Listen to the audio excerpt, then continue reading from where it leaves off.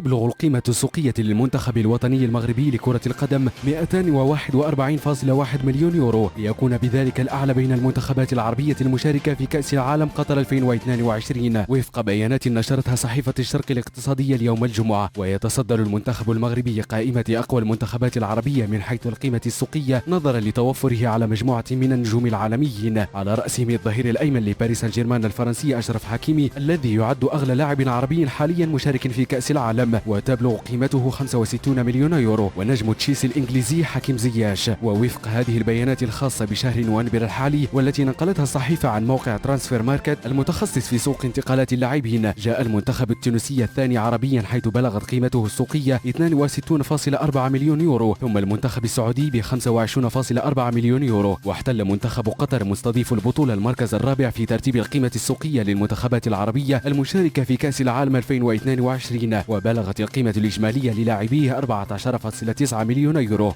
وأوقعت قرعة كأس العالم قطر 2022 المنتخب المغربي في المجموعة السادسة إلى جانب كل من بلجيكا وكرواتيا وكندا، وافتتح مواجهته بلقاء نظيره الكرواتي على ملعب البيت أول أمس الأربعاء، وانتهت المقابلة بالتعادل السلبي بين المنتخبين. وسيواجه المنتخب المغربي بعد غد الأحد نظيره البلجيكي في الجولة الثانية على ملعب الثمامة، على أن يختتم مباريات المجموعة بمواجهة كندا يوم الخميس القادم على ملعب الثمامة أيضا.